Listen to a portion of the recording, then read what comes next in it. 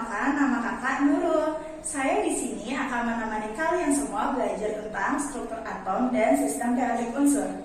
Untuk video pembelajaran pertama, kita akan belajar tentang sejarah perkembangan teori atom. Sebelum kita masuk ke materinya, teman-teman harus mengetahui dulu nih, apa itu atom. Atom berasal dari bahasa Yunani yang berarti A, tidak bisa, dan tom dibagi. Jadi atom adalah bagian terkecil dari suatu benda yang tidak bisa dibagi lagi. Nah, selanjutnya kita langsung membahas tentang perkembangan teori atom yuk. Teori atom pertama dikemukakan oleh John Dalton pada tahun 1803 hingga 1808. Dalton mengemukakan atom seperti bola pejal yang tidak dapat bermuatan. Selain itu, Dalton mengeluarkan postulat yang berisi semua benda tersusun atas atom dan merupakan bagian terkecil dari materi yang tidak bisa dibagi lagi. Pernyataan Dalton yang kedua, unsur yang sama tersusun dari atom yang identik, sedangkan unsur yang berbeda tersusun dari atom yang berbeda pula.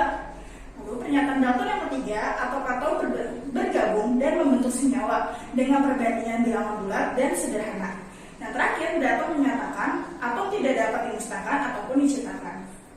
Kelebihan dari teori ini adalah dapat menjelaskan hukum kekekalan massa dan hukum perbandingan tetap. Sedangkan untuk kekurangannya, yang pertama tidak dapat menjelaskan sifat listrik atom. Lalu yang kedua, atom masih dapat dibagi lagi. Dan yang terakhir, atom yang sama dapat mempunyai massa yang berbeda. Struktur atom yang kedua dikemukakan oleh J.J. Thomson. Pada abad 18, Thomson menemukan elektron melalui eksperimen menggunakan tabung sinar katode. Selain itu, Thomson menyatakan bahwa atom seperti roti kismis, di mana bagian tengah roti sebagai atom yang bermuatan positif dan berbentuk bola pejal. Sedangkan terdapat elektron yang menempati dan tersebar merata pada atom. Sehingga atom yang seperti gambar di samping keseluruhan bersifat netral. Untuk kelebihan dari teori ini adalah dapat menjelaskan adanya partikel subatom dan dapat menjelaskan sifat listrik atom. Sedangkan untuk kekurangan dari teori ini adalah tidak dapat menjelaskan susunan muatan positif dan negatif dalam atom secara rinci.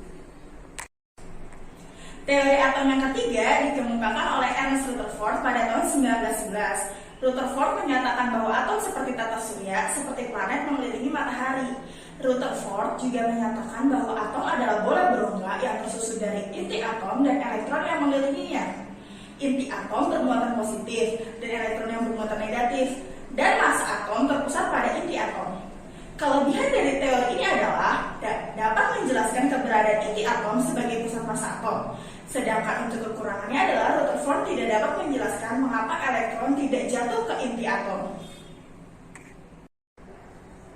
Teori atom selanjutnya yaitu teori atom Bohr yang dikemukakan oleh Niels Bohr pada tahun 1913. Bohr menyatakan atom terdiri dari inti atom yang bermuatan positif dan dikelilingi oleh elektron yang bermuatan negatif di dalam suatu lingkaran berbentuk spiral.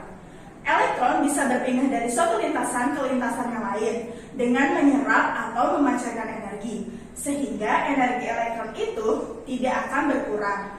Jika elektron berpindah ke lintasannya yang lebih tinggi, elektron akan menyerap energi. Jika berpindah ke lintasan yang lebih rendah, elektron akan memancarkan energi.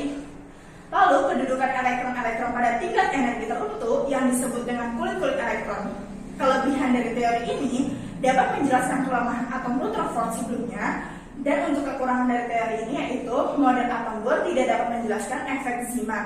Efek Zeeman adalah ketika garis spektrum terbagi karena adanya medan magnet. Teori terakhir yaitu teori mekanika kuantum yang dinyatakan oleh Erwin Schrödinger pada tahun 1926. Schrödinger menyatakan partikel tak hanya gelombang melainkan gelombang probabilitas. Schrödinger juga menyatakan kulit-kulit elektron bukan kedudukan yang pasti dari suatu elektron, namun hanya suatu probabilitas atau kebolehjadian saja.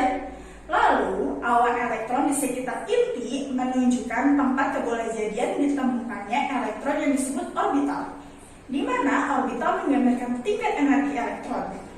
Dan Schrödinger juga menyatakan orbital-orbital dengan tingkat energi yang sama atau nyaris sama akan membentuk subkulit. Nah, kumpulan subkulit ini akan membentuk kulit. Dengan demikian, kulit terdiri dari beberapa subkulit dan subkulit terdiri dari beberapa orbital. Sekian untuk materi teori atom. Sampai jumpa di video selanjutnya.